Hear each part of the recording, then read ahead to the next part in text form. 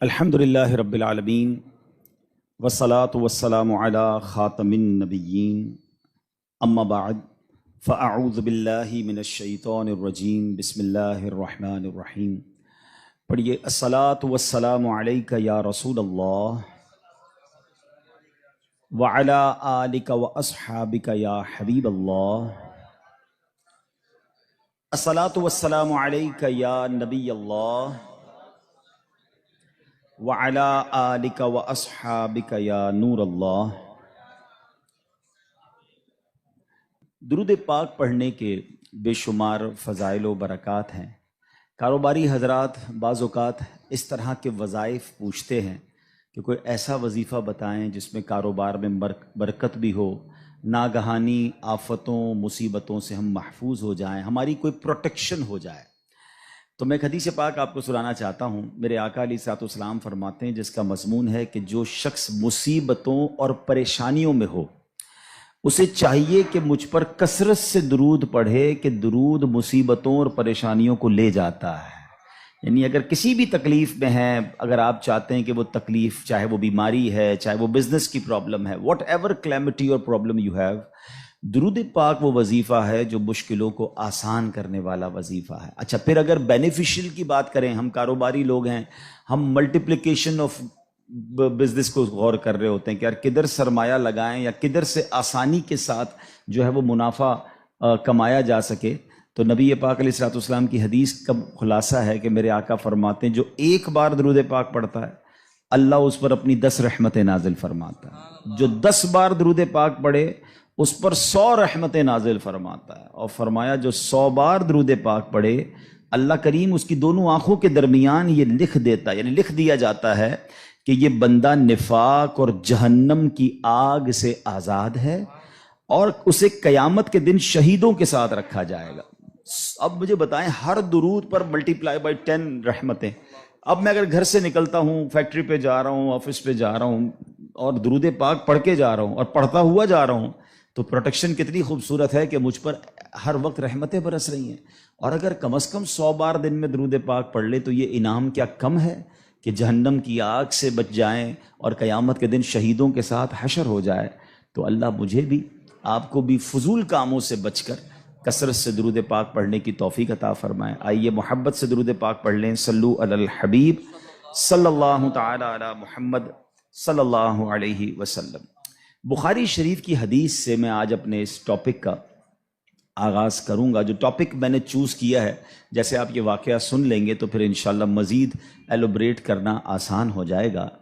اور یہ واقعہ ہے حضرت معرور بن سوید رحمۃ اللہ تعالی علیہ۔ کہتے ہیں ایک مرتبہ مجھے صحابی رسول حضرت ابو ذر غفاری رحمۃ اللہ تعالی علیہ رضی اللہ تعالیٰ عنہ کی زیارت ہوئی، اور میں نے دیکھا کہ آپ کے ساتھ آپ کا ایک غلام ہے، مگر دونوں نے بڑا یونیک لباس پہنا ہے۔ یعنی لباس یہ تھا کہ 2 چادریں پہنتے تھے اس زمانے میں لوگ، جیسے ہم احرام پہنتے، نارملی یہ نارمل لباس بھی ہوتا تھا لوگوں کا۔ تو دیکھا کہ ایک نیچے کی چادر حضرت ابو ذر غفاری نے بڑی قیمتی پہنی ہے، اور جو اوپر چادر پہنی ہے وہ بڑے نارمل سے کپڑے کی پہنی ہے۔ مگر آپ کے ساتھ جو آپ کا غلام تھا، ایگزیکٹلی اس نے بھی ایسا ہی لباس پہنا کہ ایک چادر بڑی قیمتی، ایک چادر بڑی نارمل۔ تو وہ کہتے ہیں، میں نے کہا حضرت یہ آپ کیسا دونوں لباس پہن کے گھوم رہے ہیں؟ آپ آقا ہیں، آپ دونوں چادریں قیمتی پہن لیتے، غلام دونوں نارمل سی چادریں پہن لیتا۔ غلام اور آقا میں فرق بھی ہو جاتا اور پراپرلی ڈریسڈ اپ بھی ہو جاتے آپ۔ پیسے تو آپ نہیں لگائے نا، مطلب خریدا تو آپ نے۔ تو یہ کیسا طریقہ ہے کہ ایک چادر نارمل اور ایک چادر قیمتی؟ تو حضرت ابو ذر غفاری رضی اللہ تعالیٰ نے جو جواب دیا، that is actually my topic of today's speech۔ وہ کہتے ہیں کہ بات یہ ہے کہ جب میں نیا نیا اسلام لایا تھا، اب یہ جو واقعہ میں سنانے جا رہا ہوں نا، اگر اس کو پراپرلی سنے تو رونگٹے کھڑے کر دیتا ہے۔ وہ کہتے ہیں کہ میرے ساتھ معاملہ جو تھا، وہ ایک غلام سے میری بحث ہو گئی، جو غلامی سے تو آزاد ہو گئے تھے، مگر وہ actually he belongs to the Ghulam family, کیونکہ وہ آزاد ہوئے تھے، حبشی تھے، افریقن تھے، اور وہ کوئی اور نہیں، وہ حضرت بلال حبشی تھے۔ وہ کہتے کہ میری کسی بات پہ بحث ہو گئی، میں بھی نیا نیا مسلمان ہوا تھا، ظاہر ہے صحابہ کرام بھی ایک پوری تربیت کے دور سے گزرے ہیں نا۔ تو کہتے بحث ہوئی تو میری زبان سے نکل گیا کہ اے کالی ماں کے بیٹے، میں نے حضرت بلال کو یہ کہہ دیا، حضرت بلال حبشی بہت دل برداشتہ ہوئے، نبی پاک علیہ الصلوۃ والسلام کی بارگاہ میں چلے گئے، کہتے یا رسول اللہ ابو ذر غفاری نے مجھے ایسا کہا ہے۔ اب نبی پاک علیہ الصلوۃ والسلام اس میں بہت زیادہ، جس کو کہتے ہیں نا کہ پیارے آقا کے چہرے کا رنگ متغیر ہوا، آپ نے فیل کیا اور آپ نے فرمایا یا ابا ذر انک امرؤ فیک جاہلیہ، اے ابو ذر تمہارے اندر اب بھی جاہلیت والا اثر باقی ہے۔ اب آگے نبی پاک نے جو فرمایا ذرا غور سے سنیے گا، یہ ہم سب کے لیے بڑے سنہرے الفاظ ہیں۔ فرمایا جو تمہارے خادم یا غلام ہیں یہ تمہارے بھائی ہیں، اللہ پاک نے انہیں تمہارے ماتحت کر دیا ہے، پس جو کوئی کسی بھائی کا ماتحت ہو اسے چاہیے جو خود کھاتا ہے وہ اپنے ماتحت کو کھلائے، جو خود پہنتا ہے وہی ماتحت کو پہنائے۔ اب وہ اس کے بعد ہوا کیا؟ حضرت ابو ذر دیکھیں، اس مسٹیک ہونا اور ہے، اور اس مسٹیک کی بھرپائی کرنا، اس کو ریئلائز کرنا، اس تربیت کو اپنے اندر امپلیمنٹ کرنا کیا تھا۔ حضرت ابو ذر غفاری نے یہ سنا تو حضرت بلال کے پاس جاتے ہیں، کہتے ہیں اے بلال مجھے معاف کر دو، اے بلال مجھ سے غلطی ہو گئی۔ نہیں جناب، اس پر صبر نہیں آیا آپ کو، آپ نے اپنے رخسار جو ہے اپنا گال زمین پہ رکھا، کہا بلال اس وقت تک مجھے چین نہیں آئے گا جب تم اپنا پیر میرے دوسرے گال پہ نہ رکھو۔ اللہ اکبر۔ حضرت بلال کہتے ہیں حضور میں نے معاف کر دیا، میں یہ کیسے کر سکتا ہوں، آپ اتنی بڑی ہستی ہیں کہ میں اپنا پیر آپ کے گال پر کیسے رکھوں۔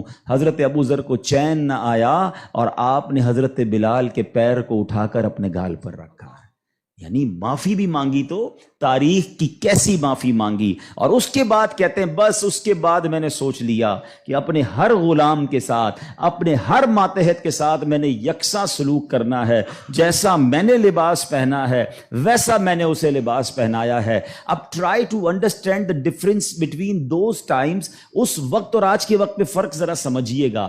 اس زمانے میں غلام ہوتے تھے، غلام باقاعدہ خریدے جاتے تھے، جیسے آپ کی گاڑی ہے، جیسے آپ کی موٹر سائیکل، جیسے آپ کی اور چیزیں جس کے اونر آپ ہیں۔ اس زمانے میں غلام ایکچولی اونرشپ پر ملتے تھے، اب آپ اس کے آقا ہوتے تھے، مگر جو کسی کا آقا ہو اس کی تربیت ایسی کی جا رہی ہے تو مجھے بتائیے آج کا ملازم ہمارا غلام تو نہیں ہے نا؟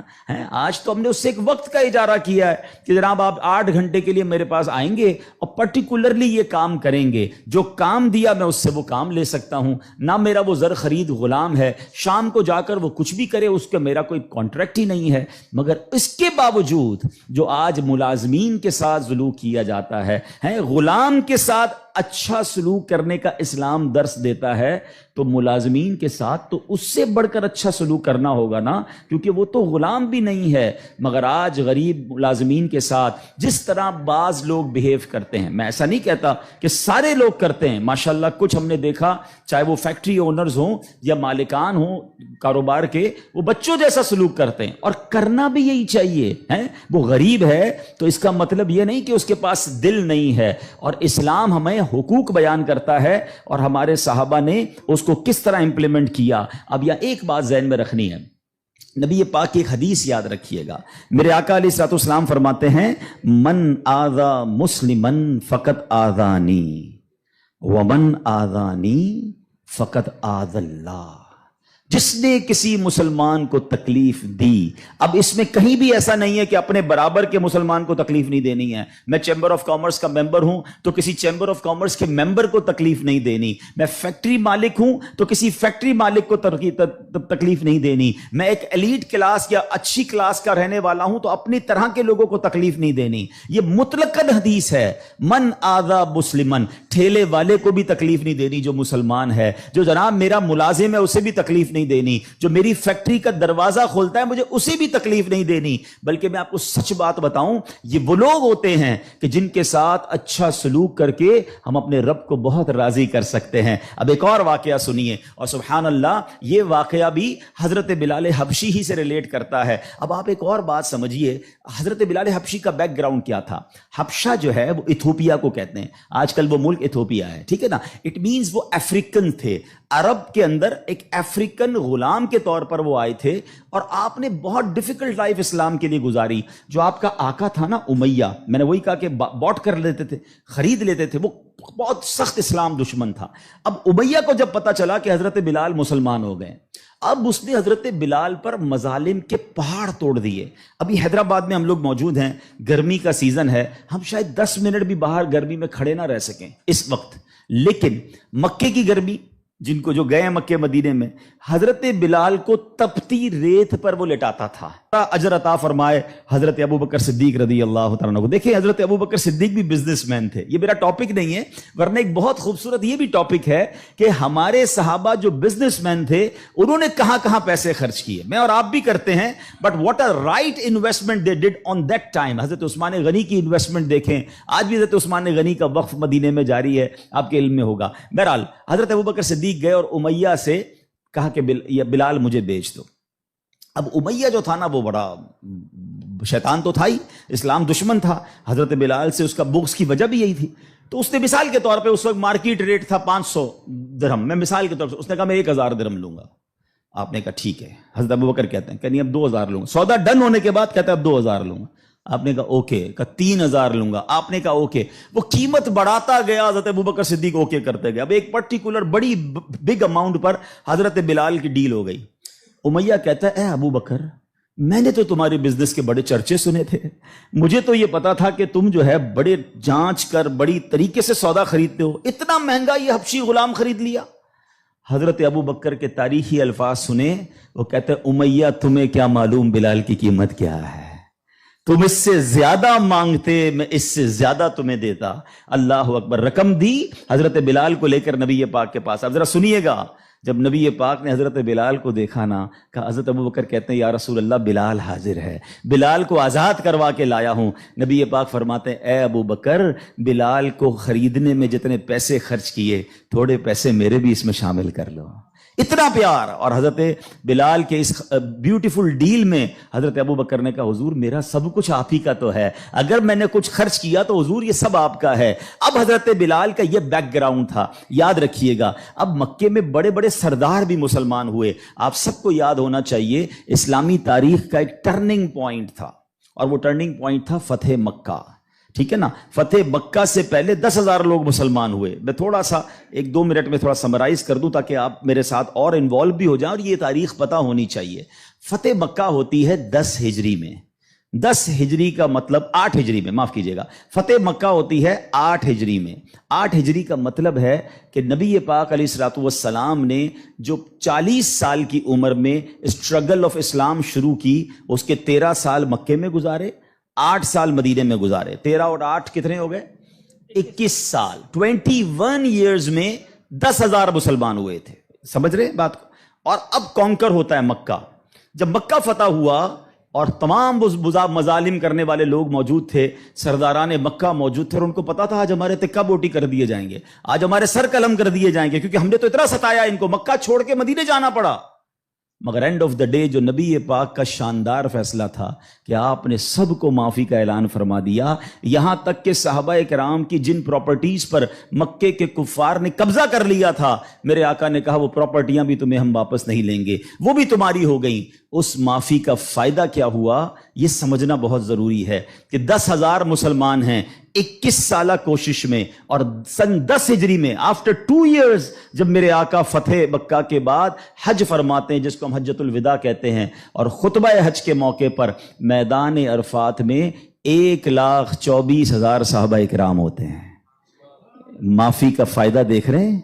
ہم کہتے ہیں بدلہ لوں گا, دشمنی چلے گی, نسل در نسل چلے گی, مٹا کے رکھ دوں گا, چھوڑوں گا نہیں. لڑائی کر کے دیکھ لو یا معاف کر کے دیکھ لو. ایک معافی نے اسلام کو کہاں پہنچایا, 10,021 سالوں میں, اور معافی کے بعد ودن 2 ایئرز 1,24,000 صحابہ کہاں موجود ہیں, عرفات کے میدان میں موجود ہیں. اینڈ فرام دیٹ ڈے, ایک اور بات, ہسٹری پڑھیے اسلام کی, فتح مکہ کے بعد اسلام نے جو ٹیک آف کیا ہے, آج تک اسلام پیچھے نہیں گیا. 200 کروڑ مسلمان ہیں آج دنیا میں. یہ فیضان ہے فتح مکہ کے اس اعلان کا, لا تثریب علیکم اليوم, آج تم سب آزاد ہو, تم سے کوئی سوال نہیں ہوگا. اور اس کے بعد سے اسلام کو جو عروج ملا. لیکن بھائی تربیت کا ٹائم تھا نا, جب یہ فتح مکہ ہو گیا نا, تو پیارے آقا علیہ الصلوۃ والسلام نے مکے کی چابی, کعبے کی چابی ملی, اور اب کعبے کی چھت پہ اذان دینی تھی. یعنی ایک طرح سے یہ ایک وکٹری کا اعلان تھا. تو نبی پاک نے کس کو کہا, حضرت بلال کو کہا کہ ایک بلال جاؤ اور کعبے کی چھت پہ اذان دو۔ اب جو سرداران مکہ تھے نا، وہ کہتے ہیں یار ہم اتنے بڑے بڑے سردار، اتنی بڑی فیملی سے تعلق رکھنے والے ہیں، اتنا پیسہ ہمارے پاس، اتنے بڑے قبیلے کے سربراہ، اور آج اتنے عظیم موقع پر جو فتح مکہ کے بعد اذان دینے کا موقع، وہ بھی کعبے کی چھت پر، وہ کس کو دیا جا رہا ہے؟ ایک حبشی غلام کو۔ اللہ اکبر! یہ خبر نبی پاک تک پہنچ گئی کہ کچھ لوگ بے چین ہیں، کچھ لوگوں کو یہ برا لگ رہا ہے کہ بلال کو یہ موقع کیوں ملا، ہم بڑے خاندان والے، ہم پیسے والے۔ پیارے آقا علیہ الصلوۃ والسلام نے ان کو بلایا۔ پہلے تو نبی پاک نے سوال کیا کہ کیا آپ لوگ ایسی باتیں کر رہے تھے؟ کہ جی حضور کر رہے تھے۔ اب نبی پاک نے کیا فرمایا؟ نبی پاک کی گفتگو سے پہلے قرآن کی آیت نازل ہوتی ہے اور رہتی دنیا کے لیے ایک اصول بیان ہو گیا۔ اب یہ اصول مجھے اور آپ کو یاد رکھنا ہے۔ اللہ کریم قرآن میں ارشاد فرماتا ہے انا اکرمکم عند اللہ اتقاکم، فرمایا بے شک اللہ کے یہاں تم میں زیادہ عزت والا وہ ہے جو تم میں زیادہ پرہیزگار ہے۔ یہ وہ فارمولہ ہے جو مجھے یاد رکھنا ہے۔ پیسے والا زیادہ عزت والا نہیں ہے، جناب میں فلاں چیمبر کا صدر تو وزیر نائب صدر تو فلاں علاقے کا ہیڈ تو جناب قومی اسمبلی کا ممبر تو منسٹر یا جناب مل اونر، نہیں، فلاں خاندان میرے سر نیم میں یہ نیم لگتا ہے جس کی وجہ سے میرا بہت بڑا خاندان ہے۔ قرآن نے فیصلہ کر دیا ہے ان اکرمکم عند اللہ اتقاکم، اللہ کے نزدیک عزت والا وہ ہے جو زیادہ پرہیزگار ہے۔ وہ میرا ملازم بھی ہو سکتا ہے، وہ میرا خان سما بھی ہو سکتا ہے، وہ میرا غریب رشتہ دار بھی ہو سکتا ہے، وہ باہر ٹھیلا لگانے والا بھی ہو سکتا ہے، اگر وہ اللہ کی بارگاہ میں پرہیزگار ہے وہ سب سے زیادہ، ہم سب سے زیادہ عزت والا ہے۔ اور یہی اسلام کا حسن ہے۔ اچھا مزے کی بات یہ ہے، ایک طرف تو یہ حسن ہم پریکٹیکلی بھی پریکٹس کرتے ہیں۔ مثال کے طور پہ بعض اوقات آفس میں نماز کا ٹائم ہو گیا اور ہمارے کسی ملازم میں کوئی باشرہ ہے یا حافظ صاحب ہے یا اچھا تلاوت کرنے والا ہے، ہم اس کو کہتے ہیں حضرت آپ نماز پڑھا دیں۔ بالکل اچھی بات، یہ تو اعلان ہے نا کہ بھائی آپ سیٹ ہیں، آپ پیچھے ہیں، اور امامت کون کر رہا ہے؟ ایک نارمل سا انسان ہے، لیکن وہ عبادت گزار ہے، اس کو قرآن آتا ہے، مگر صرف نماز کی حد تک۔ امام صاحب نے نماز پڑھا دی، پھر جا کر اس سے وہی انداز اختیار کرنا ہے جو عام ملازمین سے کرنا ہے، نہیں، یہ فارمولہ ہمیں اسلام سکھا رہا ہے۔ تو یہاں میرا جو آج ٹاپک ہے کہ سیٹ اور ملازم میں فرق، یہ ہمیں نہیں کرنا ہے۔ ٹھیک ہے، کاروبار ہے، آپ اس سے کام لیں، آپ اس سے اجرت پر کام لے رہے ہیں، مگر آپ نے اسے خریدا نہیں ہے، اور اگر خرید بھی لیا ہے تو اس کے اوپر زیادتی کی اجازت نہیں ہے۔ مگر آج چونکہ غریب لوگ ہیں، بیچاروں کو جاب ملتی نہیں، تو جو منہ میں آیا کہہ دیتے ہیں، جس طرح ڈانٹنا ہے ڈانٹ دیتے ہیں، اور بعض اوقات تو گالیاں نکالتے ہیں۔ مجھے یاد ہے ایک صاحب مجھے ملے اور مجھے جو ہے وہ میں نے پوچھا، ایسے تھوڑا سا کلوز تھے کہ یار آپ کی سیلری کتنی ہے؟ اب یہ تھوڑی چند سالوں پرانی بات ہے۔ He's not that much professional، normal سا انسان تھا، منشی ٹائپ کے جیسے ہوتے ہیں نا۔ تو کہتے 80,000 تنخواہ ہے۔ میں نے کہا ماشاءاللہ تنخواہ تو اچھی ہے۔ تو کہتے ہیں 40,000 کام کے ہیں، 40,000 گالیوں کے ہیں۔ تو میں حیران ہو گیا، کہتا صبح سے شام گالیاں سنتا ہوں بھی بھائی، کیا کروں، غریب آدمی ہوں، پیسے اچھے ملتے ہیں اس لیے چھوڑ نہیں سکتا۔ اب میں نے سوچا کہ وہ جو مالک ہے، وہ جو سیٹ ہے، وہ قیامت کے دن کیا جواب دے گا؟ کیا پیسے دے کر گالی دینے کی تمہیں اجازت مل گئی ہے؟ کیا ذلیل کرنے کی اجازت مل گئی؟ ایسا نہ کریں پلیز۔ ہمارا اسلام ہمیں بہت خوبصورت مساوات کا درس دیتا ہے، اور غریب لوگ تو زیادہ ڈیزرو کرتے ہیں انہیں پیار کرنے کا۔ نبی پاک علیہ الصلوۃ والسلام کو، اب میرے آقا کا انداز دیکھیے گا، صحابہ بھی تو غریب تھے نا۔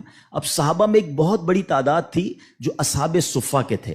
اصحاب صفہ آپ گئے ہوں گے مدینہ شریف، اللہ بار بار ہم سب کو حاضری عطا فرمائے۔ وہاں ایک بینچ، ایک چبوترا بنا ہوا ہے۔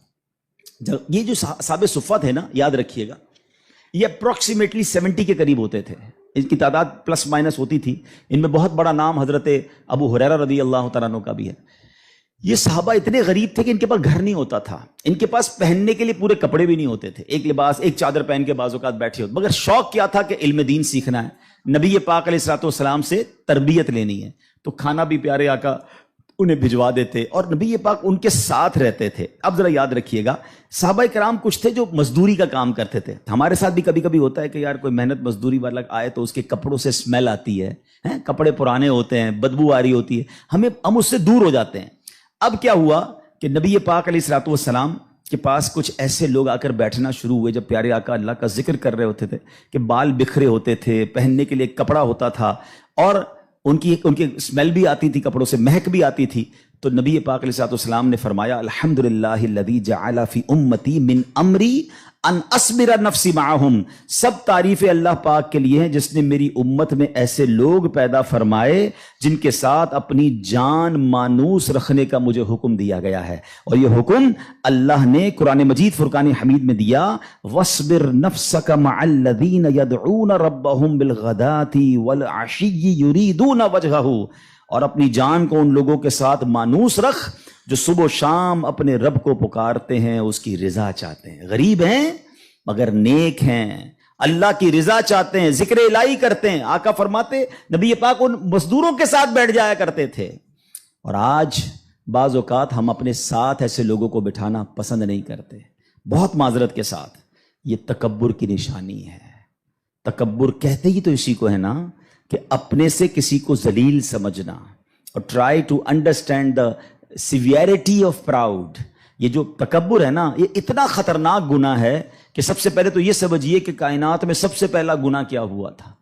تکبر ہوا تھا اور حسد ہوا تھا. یہ اتنے پرانے گناہ شیطان نے کیا تھا. شیطان کوئی پہلے سے ہی اللہ کا نافرمان نہیں تھا. 40,000 سال اس نے عبادت کی، جنت کا خزانچی تھا، فرشتوں کا استاد تھا، معلم الملکوت تھا. once in a lifetime he did proud. ایک بار تکبر کیا، حضرت آدم کو سجدہ کرنے سے انکار کیا نا. جملہ کیا تھا اس کا؟ قرآن میں موجود ہے نا، انا خیر من، اے اللہ میں اس سے بہتر ہوں. خلقتنی من نار وخلقتہ من طین، تو نے مجھے آگ سے بنایا اور اس کو مٹی سے بنایا، میں تو اس سے بہتر ہوں. Actually this is the definition of تکبر. یہی تعریف ہے. الحمدللہ رب العالمین والصلاة والسلام علی خاتم النبیین، اما بعد فاعوذ باللہ من الشیطان الرجیم، بسم اللہ الرحمن الرحیم. پڑھیے الصلاة والسلام علیک یا رسول اللہ وعلی آلک واصحابک یا حبیب اللہ. الصلاة والسلام علیک یا نبی اللہ وعلی آلک واصحابک یا نور اللہ. درود پاک پڑھنے کے بے شمار فضائل و برکات ہیں. کاروباری حضرات بعض اوقات اس طرح کے وظائف پوچھتے ہیں کہ کوئی ایسا وظیفہ بتائیں جس میں کاروبار میں برکت بھی ہو، ناگہانی آفتوں مصیبتوں سے ہم محفوظ ہو جائیں، ہماری کوئی پروٹیکشن ہو جائے. تو میں ایک حدیث پاک آپ کو سنانا چاہتا ہوں. میرے آقا علیہ الصلوۃ والسلام فرماتے ہیں، جس کا مضمون ہے کہ جو شخص مصیبتوں اور پریشانیوں میں ہو اسے چاہیے کہ مجھ پر کثرت سے درود پڑھے کہ درود مصیبتوں اور پریشانیوں کو لے جاتا ہے. یعنی اگر کسی بھی تکلیف میں ہیں، اگر آپ چاہتے ہیں کہ وہ تکلیف، چاہے وہ بیماری ہے، چاہے وہ بزنس کی پرابلم ہے، واٹ ایور کلیمٹی اور پرابلم یو ہیو، درود پاک وہ وظیفہ ہے جو مشکلوں کو آسان کرنے والا وظیفہ ہے. اچھا، پھر اگر بینیفیشل کی بات کریں، ہم کاروباری لوگ ہیں، ہم ملٹیپلیکیشن آف بزنس کو غور کر رہے ہوتے ہیں کہ یار کدھر سرمایہ لگائیں یا کدھر سے آسانی کے ساتھ جو ہے وہ منافع کمایا جا سکے. تو نبی پاک علیہ الصلوۃ والسلام کی حدیث کا خلاصہ ہے کہ میرے آقا فرماتے ہیں جو ایک بار درود پاک پڑھتا ہے اللہ اس پر اپنی 10 رحمتیں نازل فرماتا ہے. جو 10 بار درود پاک پڑھے اس پر 100 رحمتیں نازل فرماتا ہے. اور فرمایا جو 100 بار درود پاک پڑھے اللہ کریم اس کی دونوں آنکھوں کے درمیان یہ لکھ دیتا ہے، یعنی لکھ دیا جاتا ہے کہ یہ بندہ نفاق اور جہنم کی آگ سے آزاد ہے اور اسے قیامت کے دن شہیدوں کے ساتھ رکھا جائے گا. اب مجھے بتائیں، ہر درود پر ملٹیپلائی بائی 10 رحمتیں. اب میں اگر گھر سے نکلتا ہوں، فیکٹری پہ جا رہا ہوں، آفس پہ جا رہا ہوں اور درود پاک پڑھ کے جا رہا ہوں اور پڑھتا ہوا جا رہا ہوں، تو پروٹیکشن کتنی خوبصورت ہے کہ مجھ پر ہر وقت رحمتیں برس رہی ہیں. اور اگر کم از کم 100 بار دن میں درود پاک پڑھ لے تو یہ انعام کیا کم ہے کہ جہنم کی آگ سے بچ جائیں اور قیامت کے دن شہیدوں کے ساتھ حشر ہو جائے. تو اللہ مجھے بھی آپ کو بھی فضول کاموں سے بچ کر کثرت سے درود پاک پڑھنے کی توفیق عطا فرمائے. آئیے محبت سے درود پاک پڑھ لیں. صلو علی الحبیب صلی اللہ تعالی علی محمد صلی اللہ علیہ وسلم. بخاری شریف کی حدیث سے میں آج اپنے اس ٹاپک کا آغاز کروں گا. جو ٹاپک میں نے چوز کیا ہے، جیسے آپ یہ واقعہ سن لیں گے تو پھر انشاءاللہ مزید ایلوبریٹ کرنا آسان ہو جائے گا. اور یہ واقعہ ہے حضرت معرور بن سوید رحمۃ اللہ تعالی علیہ. کہتے ہیں ایک مرتبہ مجھے صحابی رسول حضرت ابو ذر غفاری رحمۃ اللہ تعالی علیہ رضی اللہ تعالیٰ عنہ کی زیارت ہوئی، اور میں نے دیکھا کہ آپ کے ساتھ آپ کا ایک غلام ہے، مگر دونوں نے بڑا یونیک لباس پہنا ہے. یعنی لباس یہ تھا کہ دو چادریں پہنتے تھے اس زمانے میں لوگ، جیسے ہم احرام پہنتے، نارملی یہ نارمل لباس بھی ہوتا تھا لوگوں کا. تو دیکھا کہ ایک نیچے کی چادر حضرت ابو ذر غفاری نے بڑی قیمتی پہنی ہے، اور جو اوپر چادر پہنی ہے وہ بڑے نارمل سے کپڑے کی پہنی ہے. مگر آپ کے ساتھ جو آپ کا غلام تھا ایگزیکٹلی اس نے بھی ایسا ہی لباس پہنا کہ ایک چادر بڑی قیمتی، ایک چادر بڑی نارمل. تو وہ کہتے ہیں میں نے کہا حضرت یہ آپ کیسا دونوں لباس پہن کے گھوم رہے ہیں؟ آپ آقا ہیں، آپ دونوں چادریں قیمتی پہن لیتے، غلام دونوں نارمل سی چادریں پہن لیتا. غلام اور آقا میں فرق بھی ہو جاتا اور پراپرلی ڈریسڈ اپ بھی ہو جاتے. آپ پیسے تو آپ نہیں لگائے نا، مطلب خریدا تو آپ نے. تو یہ کیسا طریقہ ہے کہ ایک چادر نارمل اور ایک چادر قیمتی؟ تو حضرت ابو ذر غفاری رضی اللہ تعالیٰ نے جو جواب دیا، that is actually my topic of today's speech. وہ کہتے ہیں کہ بات یہ ہے کہ جب میں نیا نیا اسلام لایا تھا، اب یہ جو واقعہ میں سنانے جا رہا ہوں نا، اگر اس کو پراپرلی سنے تو رونگٹے کھڑے کر دیتا ہے. وہ کہتے ہیں کہ میرے ساتھ معاملہ جو تھا وہ ایک غلام سے میری بحث ہو گئی، جو غلامی سے تو آزاد ہو گئے تھے، مگر وہ actually he belongs to the Ghulam family, کیونکہ وہ آزاد ہوئے تھے، حبشی تھے، افریقن تھے، اور وہ کوئی اور نہیں، وہ حضرت بلال حبشی تھے. وہ کہتے کہ میری کسی بات پہ بحث ہو گئی، میں بھی نیا نیا مسلمان ہوا تھا، ظاہر ہے صحابہ کرام بھی ایک پوری تربیت کے دور سے گزرے ہیں نا.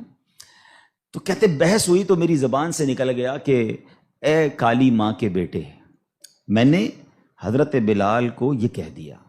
حضرت بلال حبشی بہت دل برداشتہ ہوئے، نبی پاک علیہ الصلوۃ والسلام کی بارگاہ میں چلے گئے. کہتے یا رسول اللہ، ابو ذر غفاری نے مجھے ایسا کہا ہے. اب نبی پاک علیہ الصلوۃ والسلام اس میں بہت زیادہ، جس کو کہتے ہیں نا کہ پیارے آقا کے چہرے کا رنگ متغیر ہوا، آپ نے فیل کیا اور آپ نے فرمایا یا ابا ذر انک امرؤ فیک جاہلیہ، اے ابو ذر تمہارے اندر اب بھی جاہلیت والا اثر باقی ہے. اب آگے نبی پاک نے جو فرمایا ذرا غور سے سنیے گا، یہ ہم سب کے لیے بڑے سنہرے الفاظ ہیں. فرمایا جو تمہارے خادم یا غلام ہیں یہ تمہارے بھائی ہیں، اللہ پاک نے انہیں تمہارے ماتحت کر دیا ہے. پس جو کوئی کسی بھائی کا ماتحت ہو اسے چاہیے جو خود کھاتا ہے وہ اپنے ماتحت کو کھلائے، جو خود پہنتا ہے وہی ماتحت کو پہنائے. اب وہ اس کے بعد ہوا کیا؟ حضرت ابو ذر دیکھیں، اس مسٹیک ہونا اور ہے، اور اس مسٹیک کی بھرپائی کرنا، اس کو ریئلائز کرنا، اس تربیت کو اپنے اندر امپلیمنٹ کرنا کیا تھا. حضرت ابو ذر غفاری نے یہ سنا تو حضرت بلال کے پاس جاتے ہیں، کہتے اے بلال مجھے معاف کر دو، اے بلال مجھ سے غلطی ہو گئی. نہیں جناب، اس پر صبر نہیں آیا آپ کو، آپ نے اپنے رخسار جو ہے اپنا گال زمین پہ رکھا، کہا بلال اس وقت تک مجھے چین نہیں آئے گا جب تم اپنا پیر میرے دوسرے گال پہ نہ رکھو. اللہ اکبر. حضرت بلال کہتے ہیں حضور میں نے معاف کر دیا، میں یہ کیسے کر سکتا ہوں؟ آپ اتنی بڑی ہستی ہیں کہ میں اپنا پیر آپ کے گال پر کیسے رکھوں؟ حضرت ابو ذر کو چین نہ آیا اور آپ نے حضرت بلال کے پیر کو اٹھا کر اپنے گال پر رکھا.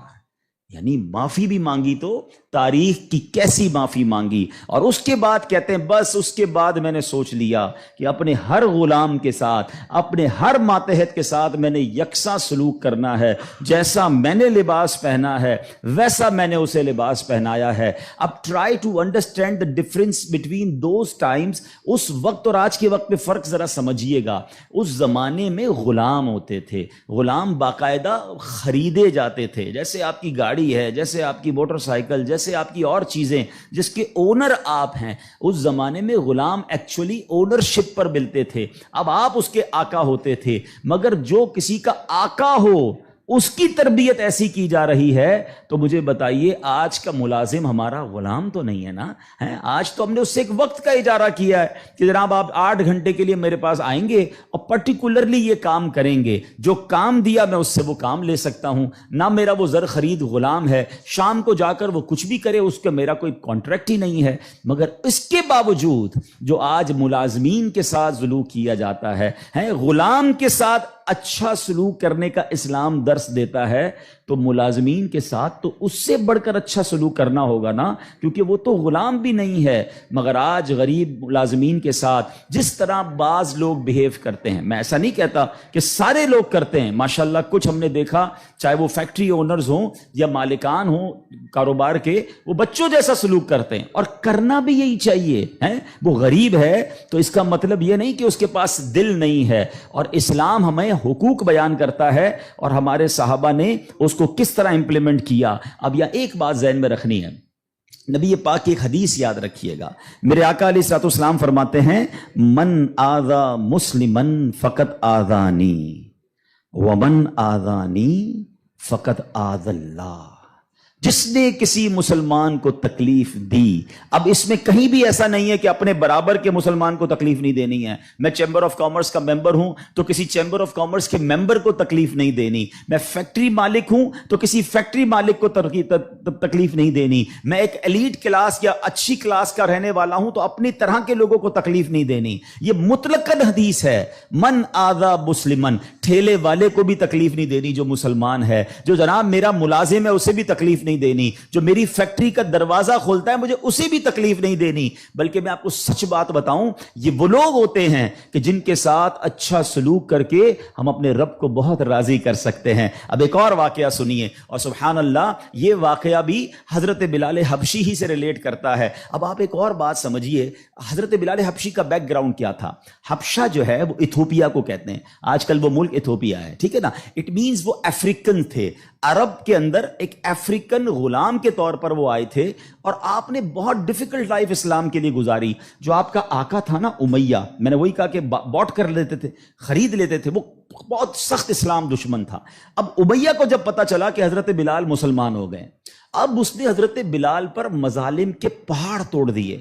ابھی حیدرآباد میں ہم لوگ موجود ہیں، گرمی کا سیزن ہے، ہم شاید 10 منٹ بھی باہر گرمی میں کھڑے نہ رہ سکیں اس وقت، لیکن مکے کی گرمی، جن کو جو گئے مکے مدینے میں، حضرت بلال کو تپتی ریت پر وہ لٹاتا تھا۔ اجر عطا فرمائے حضرت ابو بکر صدیق رضی اللہ تعالیٰ عنہ کو۔ دیکھیں حضرت ابو بکر صدیق بھی بزنس مین تھے، یہ میرا ٹاپک نہیں ہے، ورنہ ایک بہت خوبصورت یہ بھی ٹاپک ہے کہ ہمارے صحابہ جو بزنس مین تھے انہوں نے کہاں کہاں پیسے خرچ کیے۔ میں اور آپ بھی کرتے ہیں، but what a right investment they did on that time. حضرت عثمان غنی کی انویسٹمنٹ دیکھیں، آج بھی حضرت عثمان غنی کا وقف مدینے میں جاری ہے، آپ کے علم میں ہوگا۔ بہرحال حضرت ابو بکر صدیق گئے اور امیہ سے کہا کہ بلال مجھے بیچ دو۔ اب امیہ جو تھا نا وہ بڑا شیطان تو تھا ہی، اسلام دشمن تھا، حضرت بلال سے اس کا بغض کی وجہ بھی یہی تھی۔ تو اس نے مثال کے طور پہ، اس وقت مارکیٹ ریٹ تھا 500 درہم، میں مثال کے طور پر، اس نے کہا میں 1000 درہم لوں گا۔ آپ نے کہا ٹھیک ہے۔ حضرت ابوبکر کہتے ہیں کہ نہیں اب 2000 لوں گا۔ سودا ڈن ہونے کے بعد کہتا ہے اب 2000 لوں گا۔ آپ نے کہا اوکے، کہا 3000 لوں گا۔ آپ نے کہا اوکے۔ وہ قیمت بڑھاتا گیا، حضرت ابوبکر صدیق اوکے کرتے گئے۔ اب ایک پرٹیکولر بڑی بگ اماؤنٹ پر حضرت بلال کی ڈیل ہو گئی۔ امیہ کہتا ہے اے ابو بکر، میں نے تو تمہارے بزنس کے بڑے چرچے سنے تھے، مجھے تو یہ پتا تھا کہ تم جو ہے بڑے جانچ کر بڑی طریقے سے سودا خریدتے ہو، اتنا مہنگا یہ حبشی غلام خرید لیا۔ حضرت ابو بکر کے تاریخی الفاظ سنے، وہ کہتے ہیں امیہ تمہیں کیا معلوم بلال کی قیمت کیا ہے، تم اس سے زیادہ مانگتے میں اس سے زیادہ تمہیں دیتا۔ اللہ اکبر۔ رقم دی حضرت بلال کو لے کر نبی پاک کے پاس۔ اب ذرا سنیے گا، جب نبی پاک نے حضرت بلال کو دیکھا نا، کہا حضرت ابو بکر کہتے ہیں یا رسول اللہ بلال حاضر ہے، بلال کو آزاد کروا کے لایا ہوں۔ نبی پاک فرماتے ہیں اے ابو بکر، بلال کو خریدنے میں جتنے پیسے خرچ کیے تھوڑے پیسے میرے بھی اس میں شامل کر لو۔ اتنا پیار۔ اور حضرت بلال کے اس بیوٹیفل ڈیل میں حضرت ابو بکر نے کہا حضور میرا سب کچھ آپ ہی کا تو ہے، اگر میں نے کچھ خرچ کیا تو حضور یہ سب آپ کا ہے۔ اب حضرت بلال کا یہ بیک گراؤنڈ تھا، یاد رکھیے گا۔ اب مکے میں بڑے بڑے سردار بھی مسلمان ہوئے۔ آپ سب کو یاد ہونا چاہیے اسلامی تاریخ کا ایک ٹرننگ پوائنٹ تھا، اور وہ ٹرننگ پوائنٹ تھا فتح مکہ، ٹھیک ہے نا۔ فتح مکہ سے پہلے 10,000 لوگ مسلمان ہوئے۔ میں تھوڑا سا 1-2 منٹ میں تھوڑا سمرائز کر دوں تاکہ آپ میرے ساتھ اور انوالو بھی ہو جائیں، اور یہ تاریخ پتہ ہونی چاہیے۔ فتح مکہ ہوتی ہے 10 ہجری میں۔ 10 ہجری کا مطلب 8 ہجری میں، معاف کیجیے گا، فتح مکہ ہوتی ہے 8 ہجری میں۔ 8 ہجری کا مطلب ہے کہ نبی پاک علیہ الصلوۃ والسلام نے جو 40 سال کی عمر میں اسٹرگل آف اسلام شروع کی، اس کے 13 سال مکے میں گزارے، 8 سال مدینے میں گزارے۔ 13 اور 8 کتنے ہو گئے؟ 21 سال 21 ایئرز میں 10,000 مسلمان ہوئے تھے. سمجھ رہے بات کو؟ اور اب کانکر ہوتا ہے مکہ. جب مکہ فتح ہوا اور تمام مظالم کرنے والے لوگ موجود تھے، سرداران مکہ موجود تھے، اور ان کو پتا تھا آج ہمارے تکہ بوٹی کر دیے جائیں گے، آج ہمارے سر قلم کر دیے جائیں گے، کیونکہ ہم نے تو اتنا ستایا ان کو، مکہ چھوڑ کے مدینے جانا پڑا. مگر اینڈ آف دا ڈے جو نبی پاک کا شاندار فیصلہ تھا کہ آپ نے سب کو معافی کا اعلان فرما دیا، یہاں تک کہ صحابہ کرام کی جن پراپرٹیز پر مکے کے کفار نے قبضہ کر لیا تھا، میرے آقا نے کہا وہ پراپرٹیاں بھی تمہیں ہم واپس نہیں لیں گے، وہ بھی تمہاری ہو گئیں. اس معافی کا فائدہ کیا ہوا یہ سمجھنا بہت ضروری ہے کہ 10,000 مسلمان ہیں 21 سالہ کوشش میں، اور سن 10 ہجری میں آفٹر 2 ایئرز جب میرے آقا فتح مکہ کے بعد حج فرماتے ہیں، جس کو ہم حجۃ الوداع کہتے ہیں، اور خطبہ حج کے موقع پر میدان عرفات میں 1,24,000 صحابہ کرام ہوتے ہیں. معافی کا فائدہ دیکھ رہے ہیں؟ ہم کہتے ہیں بدلہ لوں گا، دشمنی چلے گی، نسل در نسل چلے گی، مٹا کے رکھ دوں گا، چھوڑوں گا نہیں. لڑائی کر کے دیکھ لو یا معاف کر کے دیکھ لو. ایک معافی نے اسلام کو کہاں پہنچایا؟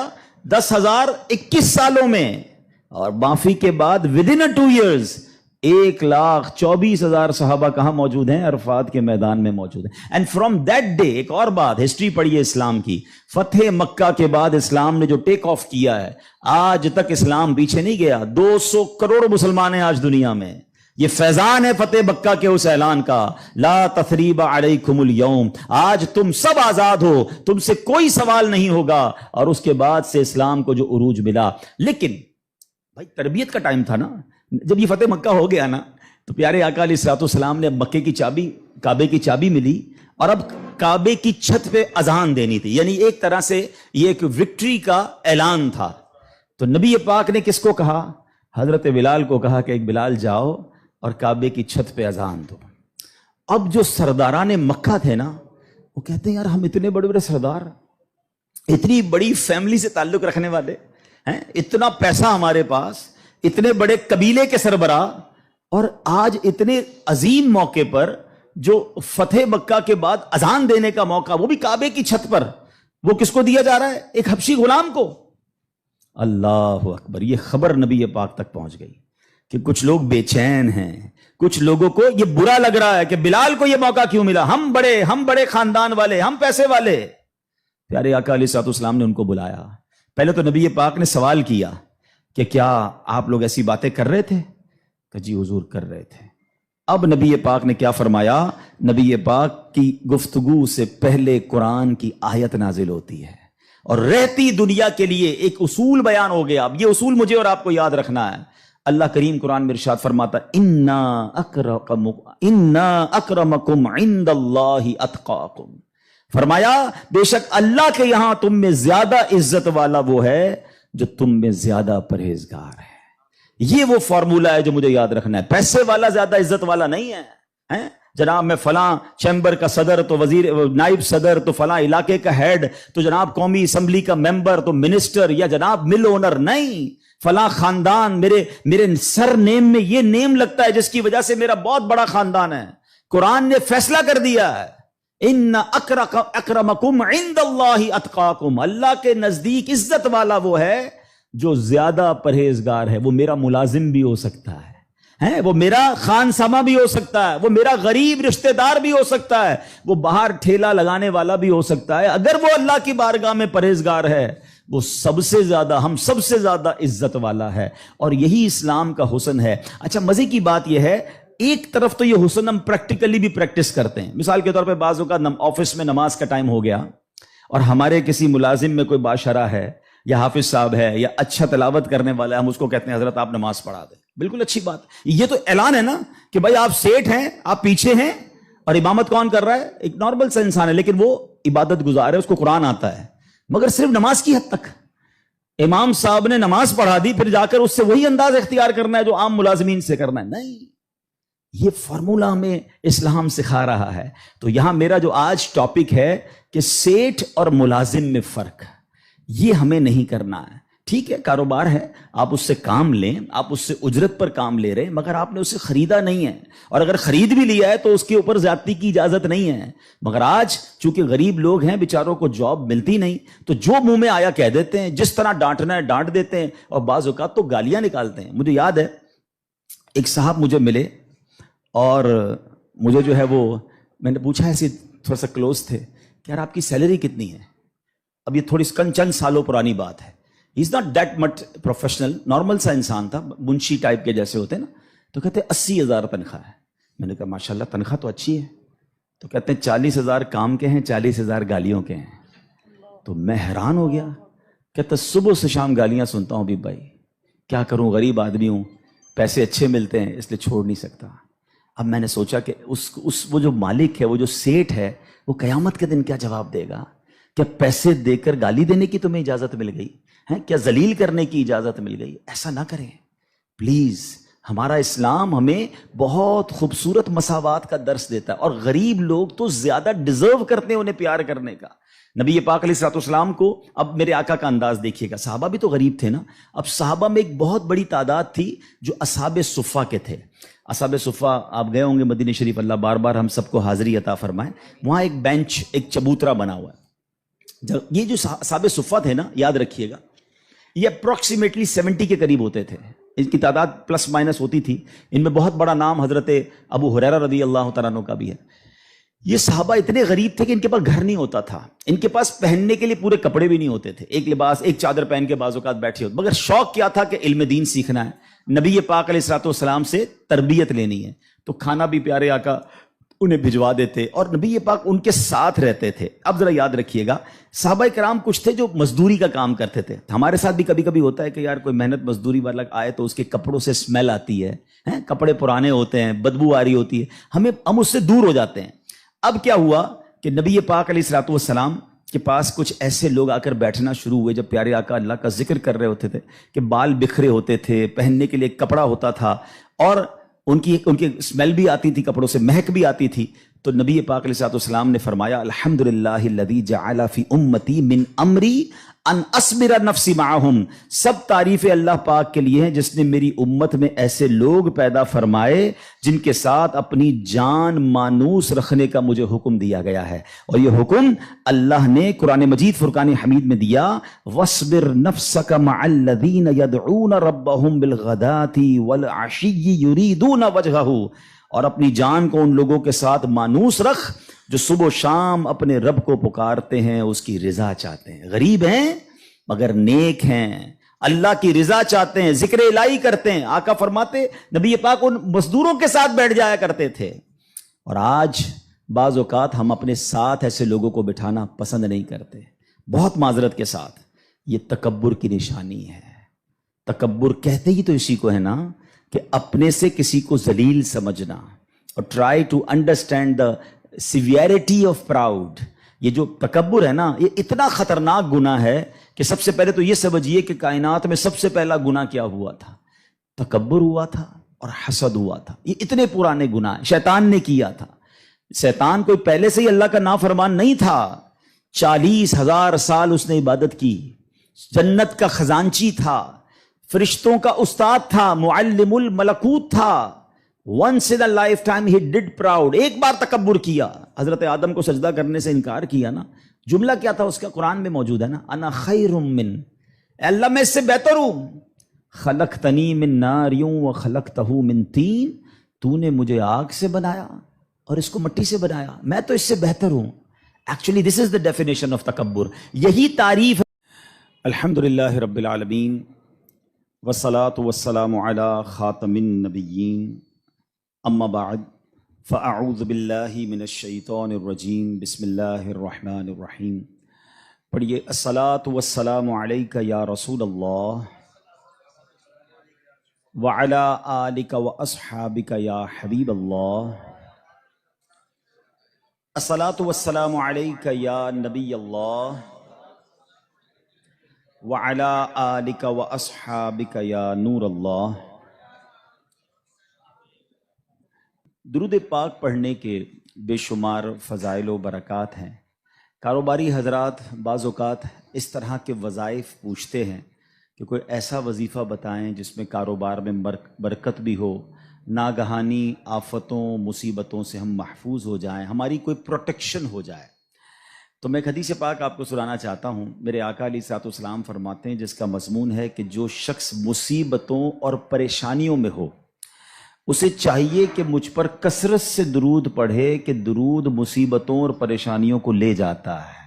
یعنی اگر کسی بھی تکلیف میں ہیں، اگر آپ چاہتے ہیں کہ وہ تکلیف، چاہے وہ بیماری ہے، چاہے وہ بزنس کی پرابلم ہے، واٹ ایور کلیمٹی اور پرابلم یو ہیو، درود پاک وہ وظیفہ ہے جو مشکلوں کو آسان کرنے والا وظیفہ ہے۔ اچھا، پھر اگر بینیفیشل کی بات کریں، ہم کاروباری لوگ ہیں، ہم ملٹیپلیکیشن آف بزنس کو غور کر رہے ہوتے ہیں کہ یار کدھر